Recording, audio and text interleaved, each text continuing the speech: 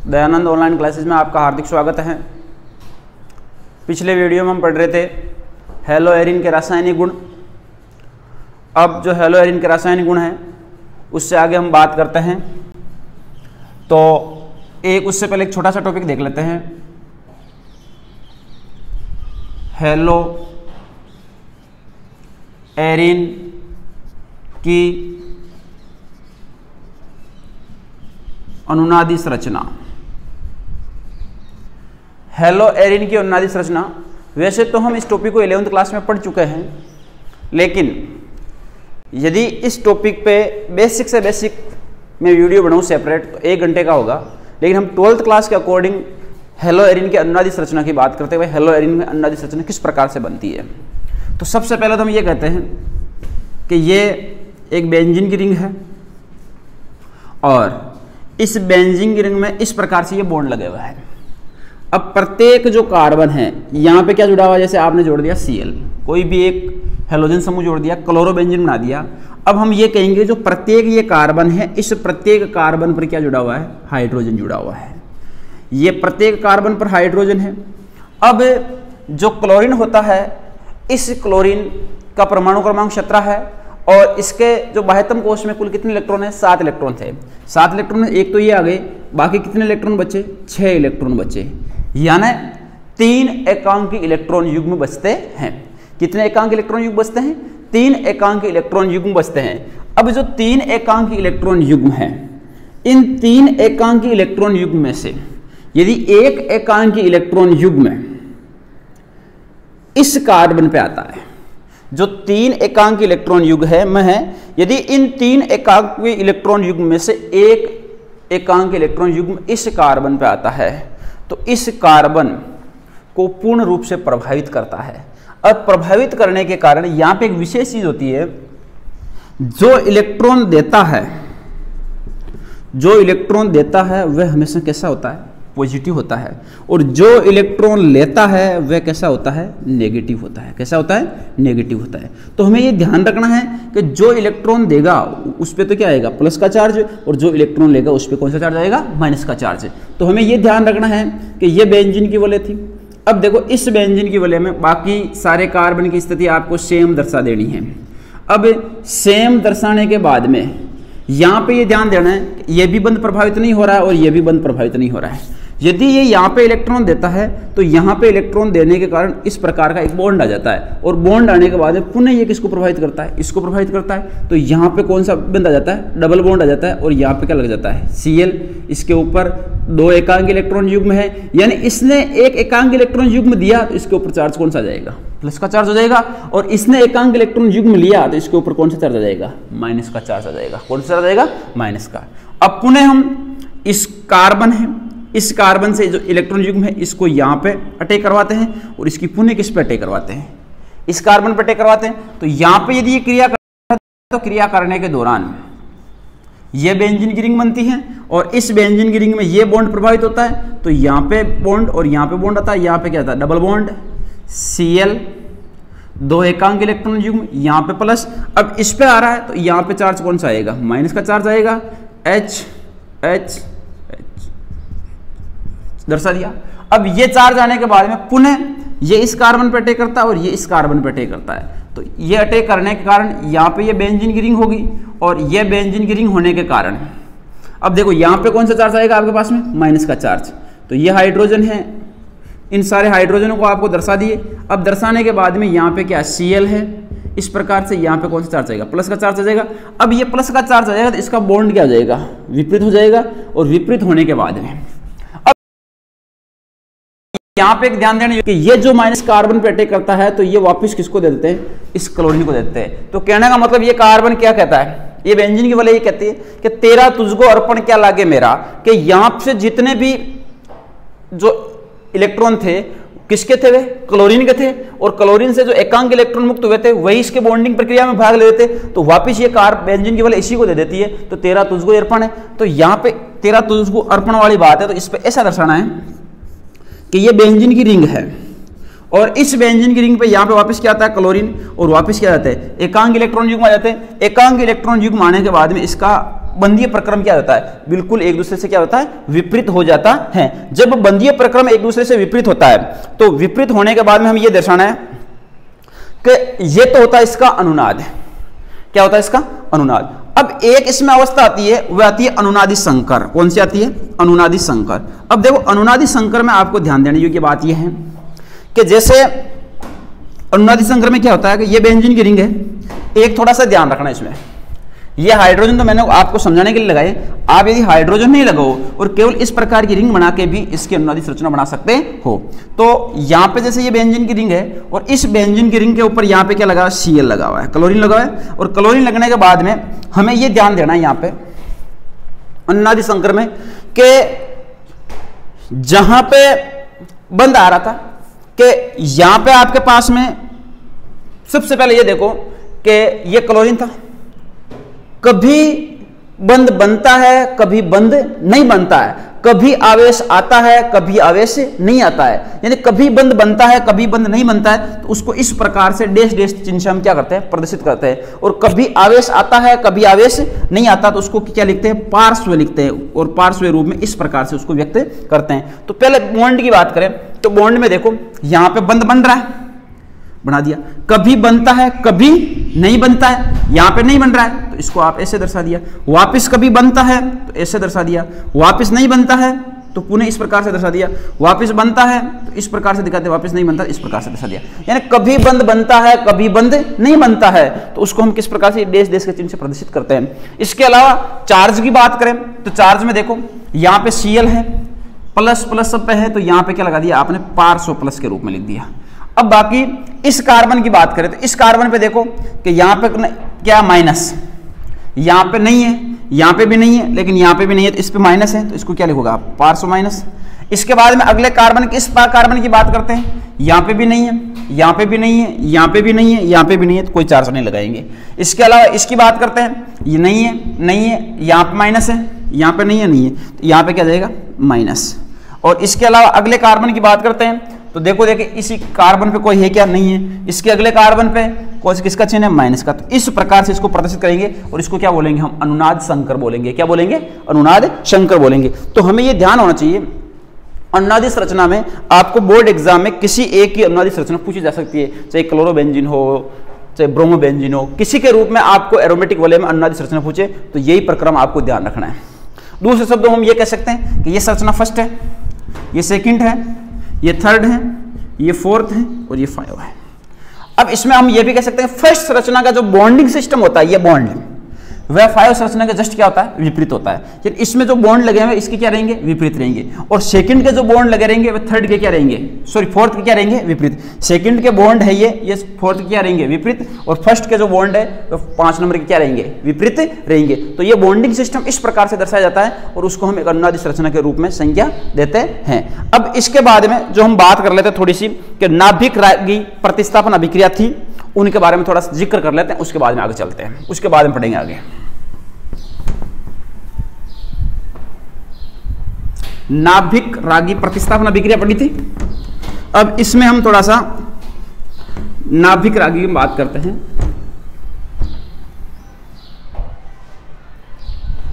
नाभिक रागी प्रतिस्थापन अभिक्रिया।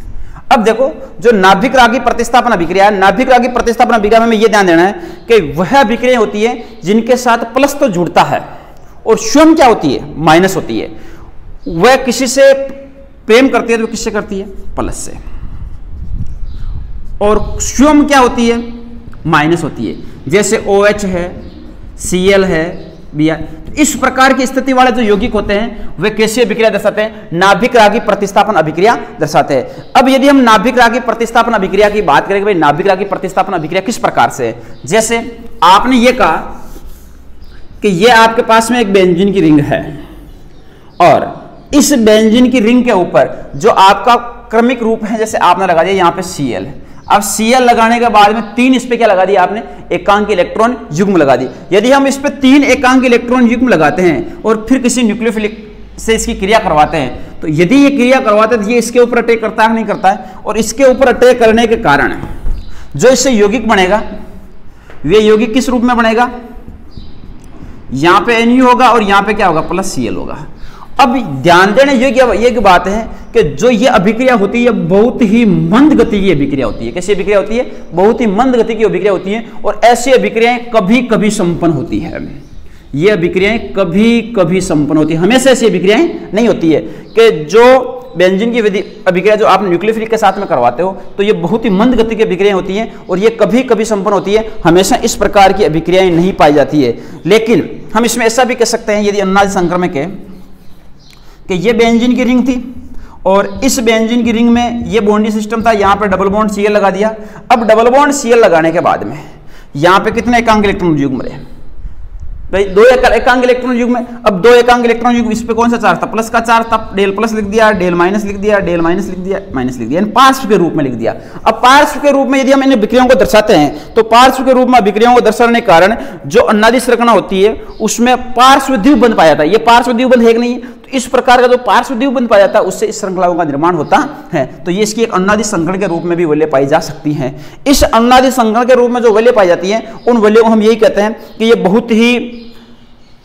बहुत ही कठिन अभिक्रियाएं होती हैं। और बहुत ही कठिन अभिक्रियाएं इसलिए होती हैं कि जब हम हेलो एरिन और एल्किल हैलाइड का बात करते हैं कि जिनमें sp3 संकरण होता है, यानी एकल बॉन्ड होता है, एकल बॉन्ड का अपघटन आसानी से हो जाता है जबकि द्विबंध का अपघटन आसानी से नहीं होता है, यानी sp2 संकरण का अपघटन आसानी से नहीं होता है। तो उनके रूप में हम इनकी व्याख्या कर सकते हैं भाई, इनमें किस प्रकार से व्याख्या हो सकती है। तो हम इनको इन शब्दों में कह सकते हैं कि एकल बंध को तोड़ना आसान होता है जबकि पार्श्व द्विबंध को तोड़ना बहुत ही कठिन होता है। यानी वे बंध कैसे होते हैं, मजबूत होते हैं, और मजबूत बंधों को तोड़ना बहुत ही कठिन होता है। तो हम ये बात कह सकते हैं। अब जो हेलो एरिन होते हैं, यानी ये हेलो एरिन है, और इन हेलो एरिन की अनुनादि संरचना की बात करें कि अनुनादि संरचना में अनुनाद का कारण क्या है, किस कारण से ये अनुनादि संरचना दर्शाते हैं, तो इनमें ये कह सकते हैं कि द्विबंध के जो लक्षण पाए जाते हैं, जहां पे ये डबल बॉन्ड का लक्षण पाया जाता है, द्विबंध के लक्षण पाए जाते हैं। इस द्विबंध के जो भी लक्षण होते हैं उन लक्षणों में हम इस प्रकार से कह सकते हैं कि पार्श्व द्विबंध आ जाता है, और पार्श्व द्विबंध का जो विदलन होता है,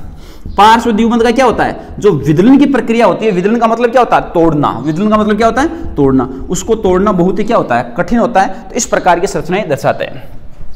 इसको हम कुछ शब्दों में क्या तो ये कह सकते हैं कि जो ये RX है, एल्किल हैलाइड है, और इसमें आपने 2 अभिक्रियाएं लिखी थी, एक तो SN1 लिखी थी, एक क्या लिखी थी, SN2 लिखी थी।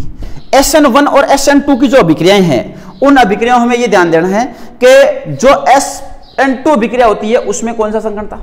यदि sp2 संकरण की बात करें तो sp2 संकरण है, ये इसमें विद्युत ऋणता अधिक होती है, और जिनमें विद्युत ऋणता अधिक होती है उनका अपघटन आसानी से नहीं होता है। यानी इसकी जो विद्युत ऋणता है,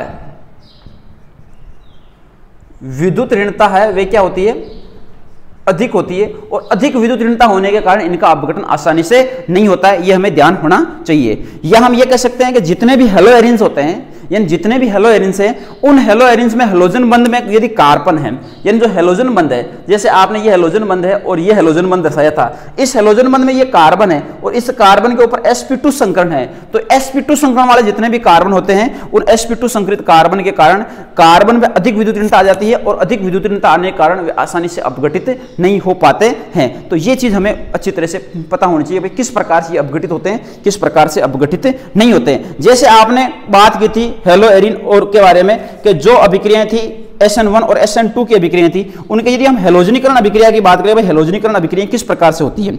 यदि हम हेलोजन के रूप में इनकी व्याख्या करें तो 1 मिनट के लिए इधर देखना कि आपने कहा कि भाई ये क्लोरोबेंजीन था,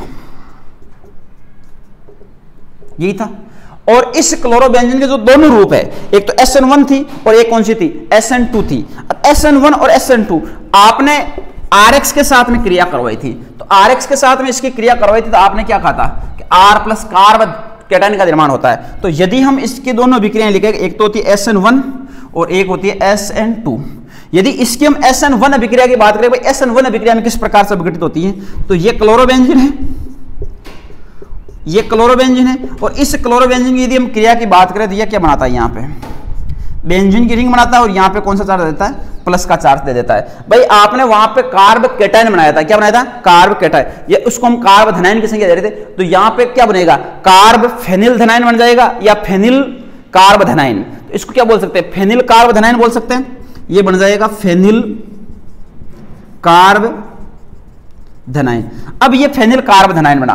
अब दूसरी स्थिति में यदि हम SN2 अभिक्रिया की बात करते हैं तो SN2 अभिक्रिया में क्या होता है कि ये बेंजीन की रिंग थी और इस बेंजीन की रिंग में यहां पे क्या था, क्लोरीन था, लेकिन इसमें जो अटैक होता है वे क्या होता है, पीछे की ओर से अटैक होता है, पार्श्व अटैक होता है। तो पार्श्व अटैक को क्या लिख दर्शाते हो आप, इसी प्रकार से।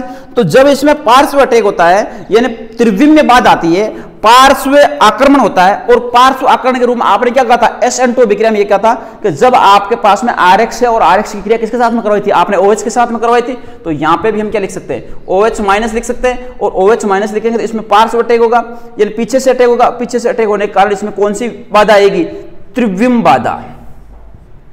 त्रिविम बाधा आएगी। कौन सी बाधा आएगी, त्रिविम बाधा आएगी। यानी पीछे से अटैक होगा तो इसमें कौन सी बाधा पाई जाएगी, त्रिविम बाधा पाई जाएगी, और वहां पे बनेगा फेनिल कार्बोधनाइन। ये चीजें हमें पता होनी चाहिए। तो हम ये कह सकते हैं कि SN1 यहां पे संभव नहीं है, और SN1 यहां पे संभव क्यों नहीं है, क्योंकि इसमें बनने वाला जो फेनिल कार्बोधनाइन है, यानी जो बना हुआ फेनिल कार्बोधनाइन है, ये कैसा होता है, अस्थायी होता है। कैसा होता है, अस्थायी होता है। यानी SN1 अभिक्रिया है जो एल्किल हैलाइड की प्रकृति में, जो फेनिल कार्बोधनाइन है, यह अभिक्रिया होना असंभव है। और असंभव क्यों होता है कि जो फेनिल कार्बोधनाइन है कैसा है, अस्थायी है। दूसरी चीज जो SN2 अभिक्रिया थी, और SN2 अभिक्रिया बनना भी असंभव है, क्योंकि इसमें पश्चात जब आक्रमण होता है तो पश्चात आक्रमण होने के कारण अधिक मात्रा में क्या आ जाती है, त्रिविम बाधा आ जाती है, और अधिक मात्रा में त्रिविम बाधा आने के कारण ये भी अस्थायी हो जाता है। कैसा हो जाता है, अस्थायी हो जाता है। तो ये कुछ बेसिक चीजें थी जिनको हमें जानना था, तो इसमें किसी को कोई प्रॉब्लम नहीं होनी चाहिए, और हम ये अच्छी तरह से इनको डिफाइन कर सकेंगे SN1 और SN2 में क्या है। यहाँ पे आपको ध्यान रखना है कि ये फेनिल कार्बोधनाइन कैसा होता है, अस्थायी होता है, इस कारण SN1 नहीं होती है, और यहाँ पे अधिक मात्रा में त्रिविम बाधा आने के कारण ये SN2 भी संपन्न नहीं होती है। अब देखो, इसके बाद में हम बात करते हैं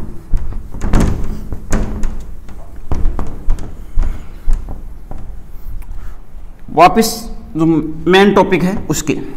मेन टॉपिक है बेंजीन वलय पर इलेक्ट्रॉन संयुग्म प्रतिस्थापन अभिक्रिया। अब बेंजीन वलय पर इलेक्ट्रॉन संयुग्म प्रतिस्थापन अभिक्रिया, उनकी हम बात करते हैं। बेंजीन वलय पर इलेक्ट्रॉन संयुग्म प्रतिस्थापन रिएक्शन। बेंजीन वलय पर इलेक्ट्रॉन संयुग्म प्रतिस्थापन अभिक्रिया, जो बेंजीन वलय है उस पर इलेक्ट्रॉन संयुग्म प्रतिस्थापन अभिक्रिया क्या होती है कि जितने भी बेंजीन वलय होती है और उन बेंजीन वलयों पर जो हैलोजन समूह होता है, उस हैलोजन समूह पर प्लस R प्रभाव होता है, यानी धनात्मक प्रभाव होता है। और धनात्मक प्रभाव दर्शाने के कारण जो उनकी अनुनादी संरचना होती है, यानी बेंजीन वलय पर जो धनात्मक प्रभाव होता है उसके कारण जो अनुनादी संरचना होती है, वह अनुनादी संरचना ऑर्थो और पैरा स्थिति को निर्देशित करती है। किसको प्रदर्शित करती है, ऑर्थो और पैरा स्थिति को। एक ऑर्थो पैरा में यह भी ध्यान रख लेना, ये बेंजीन की वलय है। जिस बेंजीन की वलय से कोई, जैसे आपने जोड़ दिया हैलोजन समूह, यहां पे भी जोड़ दिया, उस हैलोजन समूह के जो निकटवर्ती कार्बन होते हैं वे क्या होते हैं, ऑर्थो। और हैलोजन समूह के निकटवर्ती कार्बन से कोई अन्य कोई निकटवर्ती कार्बन होता है, उसको क्या बोलते हैं, मेटा। और हैलोजन समूह के जो दो निकटवर्ती कार्बन उससे अगला निकटवर्ती कार्बन होता है उसको क्या बोलते हैं, पैरा।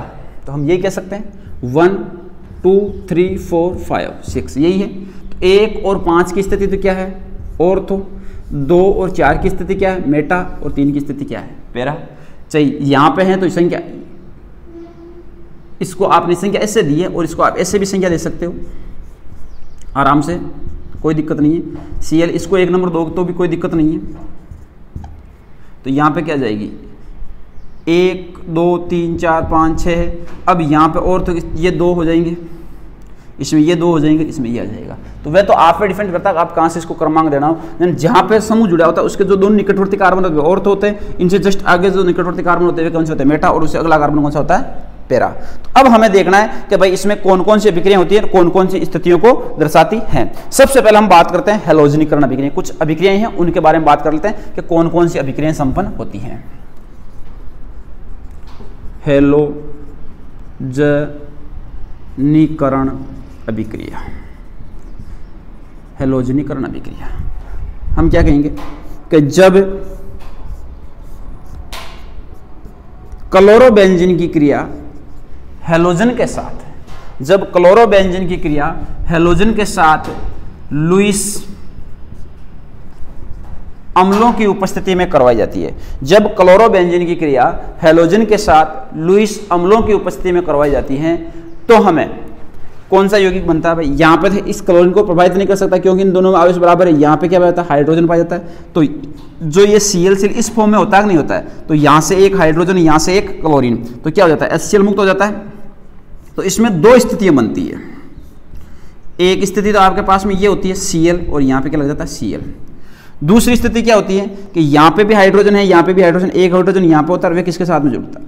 जो यहाँ पे जो हाइड्रोजन की फॉर्म है, तो इसमें एक बार हाइड्रोजन क्रिया होगी तो ये Cl बार हो जाए तो वापस ये कहाँ पे आ जाएगा? इस स्थिति पे आ जाएगा कि नहीं आ जाएगा? यहाँ पे Cl और यहाँ पे Cl। तो ये तो कौन सा हुआ? Ortho dichlorobenzene. ये कौन सा हुआ? Para dichlorobenzene. ये इसके निकटवर्ती कार्बन पे, ये इस कार्बन पे, तो ये निकटवर्ती कार्बन था, ये निकटवर्ती कार्बन था, तो ऑर्थो की स्थिति पे था। और ये तीन वाला कौन सा था? पैरो था। तो ये कौन सा था? पैरा। तो इसको बोलेंगे ऑर्थो डाइक्लोरोबेंजीन।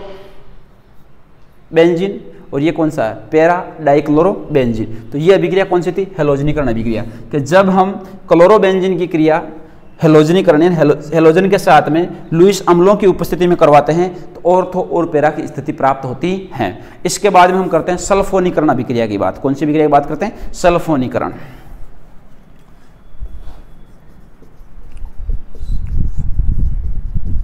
सल्फोनीकरण अभिक्रिया। सल्फोनीकरण अभिक्रिया में क्या है? बेंजीन की रिंग है और इस बेंजीन की रिंग की क्रिया किसके साथ में करवा रहे हैं हम? Cl के साथ में। यहाँ पे क्या ले रहे हैं? H2SO4। अब H2SO4 के साथ में क्रिया करवाएंगे तो यहाँ पे हाइड्रोजन है कि नहीं है? है ना? तो यहाँ पे हाइड्रोजन है। तो ये जो हाइड्रोजनी प्रकृति है, ये हाइड्रोजनी प्रकृति एक अणु को क्या कर देगी? बाहर कर देगी। तो यहाँ से एक H, यहाँ से एक H और यहाँ से O, तो H2O बार हो जाएगा। H2O बार होने के बाद में ये बेंजीन की रिंग बनेगी। इस बेंजीन की रिंग में यहाँ पे तो Cl है ही और ये बॉन्डीय सिस्टम है। अब यहाँ पे क्या जाएगा? SO3H प्लस ये बेंजीन की रिंग होगी। इस बेंजीन की रिंग में यहाँ पे क्या रहेगा? Cl रहेगा। यहाँ पे हाइड्रोजन होगा, उसका यहाँ पे H, HO, H2O बार होगा। तो यहाँ पे क्या जाएगा? SO3H हो जाएगा। इसको क्या बोलेंगे हम? ये ऑर्थो क्लोरो सल्फोनिक अम्ल और ये क्या हो जाएगा? पैरा क्लोरो सल्फोनिक अम्ल के रूप में हो जाएगा। कि जब क्लोरोबेंजीन की क्रिया H2SO4 के साथ में करवाई जाती है तो ऑर्थो और पैरा स्थिति पर सल्फोनिक अम्ल प्राप्त होता है। ये चीज़ हमें पता होनी चाहिए। इसके बाद में हम बात करते हैं नाइट्रीकरण अभिक्रिया की। किसकी बात करते हैं? नाइट्रीकरण अभिक्रिया की।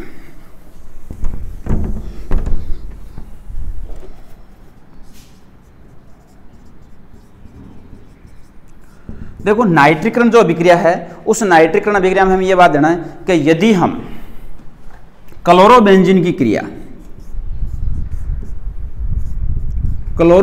क्रिया HNO3 के साथ H2SO4 की उपस्थिति में करवाते हैं, जब क्लोरोबेंजीन की क्रिया HNO3 के साथ H2SO4 की उपस्थिति में करवाते हैं तो यहाँ पे हाइड्रोजन हाइड्रोजन हाइड्रोजन और ऑक्सीजन क्या हो जाता है? H2O बार हो जाता है। तो यहाँ पे क्या बनती है? बेंजीन की वजह बचती है। यहाँ पे क्या है? Cl है और यहाँ से क्या बार आ जाता है? NO2 बार आ जाता है प्लस क्लोरोबेंजीन Cl, यहाँ पे क्या लगता है? NO2। तो ये आपके पास में ऑर्थो क्लोरो नाइट्रोबेंजीन, ये पैरा क्लोरो नाइट्रोबेंजीन का निर्माण हो जाता है। कि जब क्लोरोबेंजीन की क्रिया HNO3 नाइट्रिक अम्ल के साथ H2SO4 की उपस्थिति में करवाई जाती है तो ऑर्थो और पैरा स्थिति पर क्लोरो नाइट्रोबेंजीन का निर्माण हो जाता है। तो ये हमें कुछ नाम के द्वारा रिएक्शन थी, उन्हें हमें ध्यान रखना है। अब जो कुछ रिएक्शन हैं जिनकी हम बात कर रहे हैं कि जैसे धातुओं के साथ में अभिक्रियाएं हैं, कि धातुओं के साथ में किस प्रकार से ये अभिक्रियाएं करती हैं और कौन कौन सी अभिक्रियाएं। अब धातुओं के साथ में जो अभिक्रियाएं हैं वह वेरी इंपॉर्टेंट अभिक्रियाएं हैं, बोर्ड एग्जाम की दृष्टि से इंपॉर्टेंट है। उन अभिक्रियाओं को हमें ध्यान देना कि भाई किस प्रकार से धातुओं के साथ में अभिक्रियाएं करती हैं। धातुओं के साथ में अभिक्रियाएं,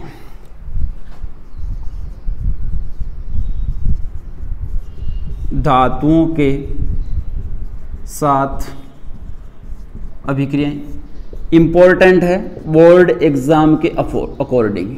फर्स्ट अभिक्रिया आती है इसमें फिटिंग अभिक्रिया। कौन सी अभिक्रिया आती है? फिटिंग अभिक्रिया। अब देखो फिटिंग अभिक्रिया में क्या है, यदि हम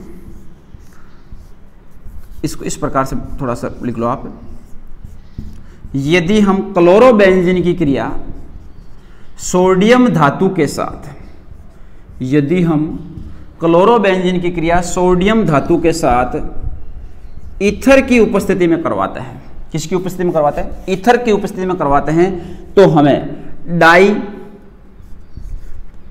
फेनिल का निर्माण होता है। किसका निर्माण होता है?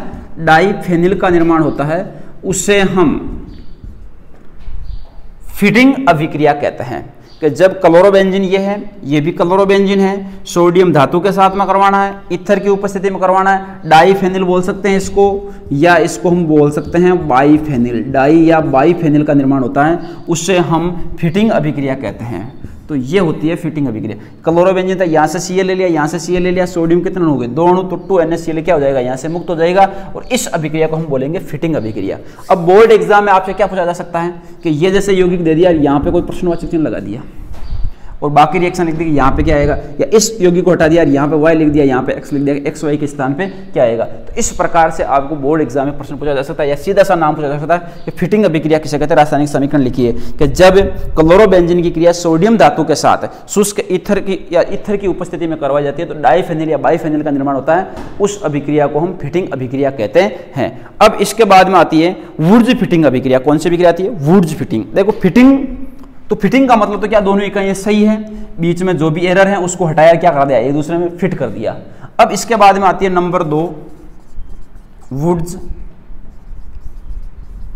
फिटिंग अभिक्रिया। अब इसमें थोड़ा सा ध्यान रखना आपको कि जब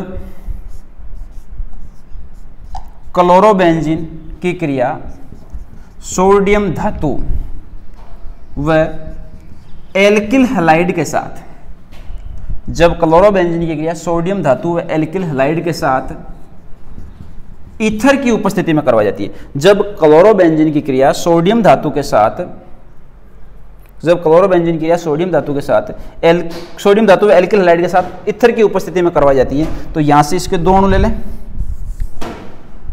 यहां से क्या जाएगा CH3, बेंजीन की रिंग हो जाएगी, प्लस 2NaCl। इसको हम क्या बोल सकते हैं? टोलुइन बोल सकते हैं, नहीं बोल सकते हैं? Methyl benzene. तो ये आपके पास में टोलुइन निर्माण हो जाएगा, और इसको हम क्या कहेंगे? वुर्ज फिटिंग अभिक्रिया कहेंगे। क्या कहेंगे? वुर्ज फिटिंग अभिक्रिया कहेंगे। तो जब क्लोरोबेंजीन की क्रिया सोडियम धातु के साथ वह एल्किल हैलाइड के साथ में ईथर की उपस्थिति में करवाई जाती है, तो हमें जैसे ये टोलुइन प्राप्त हुआ, तो इस अभिक्रिया को हम क्या कहेंगे? वुर्ज फिटिंग अभिक्रिया कहेंगे। अब जो 1-2 नेम रिएक्शन है उनके बारे में और देख लेते हैं। एक रिएक्शन आती है, उसका नाम है उल्मान अभिक्रिया। देखो उल्मान में और फिटिंग में आपको ध्यान रखना है।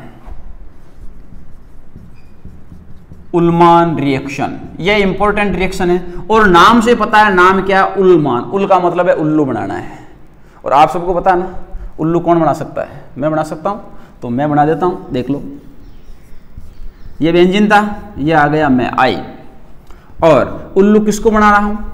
कॉपर को। तो यहाँ पे क्या है? ये आयोडीन हो जाएगा, ये मैं आ गया वापिस।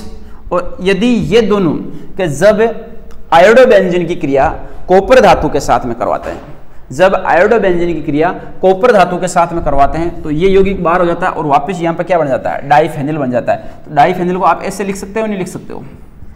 ये बेंजीन, ये बेंजीन, डाईफेनिल बन गया, प्लस CuI2 आ जाएगा। इस अभिक्रिया को क्या कहेंगे? उल्मान रिएक्शन कहेंगे। क्या कहेंगे? उल्मान रिएक्शन। कि जब आयोडोबेंजीन की क्रिया कॉपर धातु के साथ, आयोडोबेंजीन है और इसकी क्रिया में किसके साथ में करवानी है?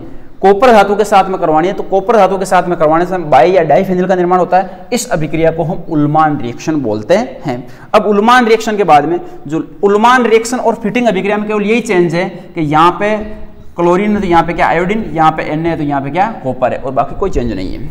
अब इसके बाद में जो रिएक्शन बचती है वह देखते हैं हम कि किन के साथ में कुछ अभिक्रियाएं हो रही है। तो जैसे Mg धातु के साथ में, मैग्नीशियम के साथ में, Mg के साथ, जैसे आपने लिया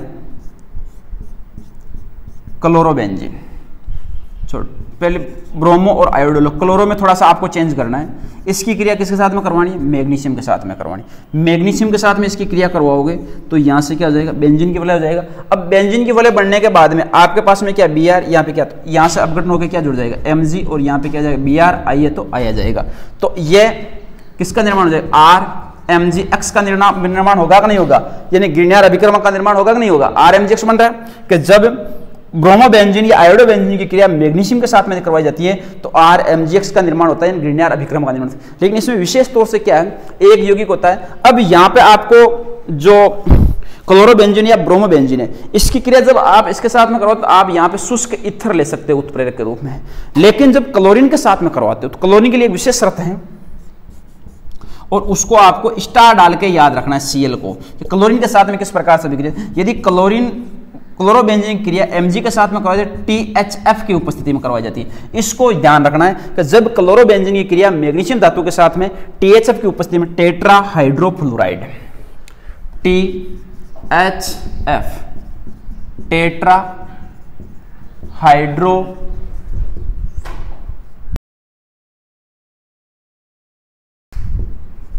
अब THF है, THF की उपस्थिति में करवाई तो आपके पास में जो यौगिक बनेगा वे क्या बन जाएगा? ये बेंजीन की रिंग आ जाएगी, यहाँ पे Mg और यहाँ पे Cl बन जाएगा। तो ये आपके पास में निर्माण हो जाएगा। तो हम कह रहे हैं क्लोरोबेंजीन की क्रिया मैग्नीशियम धातु के साथ में THF की उपस्थिति में करवाते हैं तो आपको RMgX प्राप्त होता है। अब इस रूप में आज के लिए इतनी रिएक्शन होगी। अब जो नया टॉपिक आएगा उस नए टॉपिक में हम इस चैप्टर को कंप्लीट करने की कोशिश करेंगे अगले वीडियो में। लेकिन यहाँ तक प्रत्येक चीज़ आपको समझ में आनी चाहिए और प्रत्येक रिएक्शन को अच्छी तरह से आपको नोट्स बनाते हुए समझना है। और यदि किसी प्रकार की कोई प्रॉब्लम हो तो कमेंट बॉक्स में ज़रूर आपको जवाब देना है, पूछना है और आपको उसको जवाब मिलेगा। तो यहाँ पे आपको अच्छी तरह से प्रत्येक रिएक्शन के बारे में, जैसे फिटिंग अभिक्रिया, उल्मान रिएक्शन है, जो जितनी भी नेम रिएक्शन आ रही है उनको अच्छी तरह से आपको नेम के द्वारा आपको उसमें शब्दों का ध्यान रखना है। उल्मान है तो हमें क्या लेना है, फिटिंग है तो हमें क्या लेना है। और मेरे हिसाब से मैं आशा करता हूँ जो इतना बताया गया है आपको पूरा समझ में भी आ गया होगा। धन्यवाद।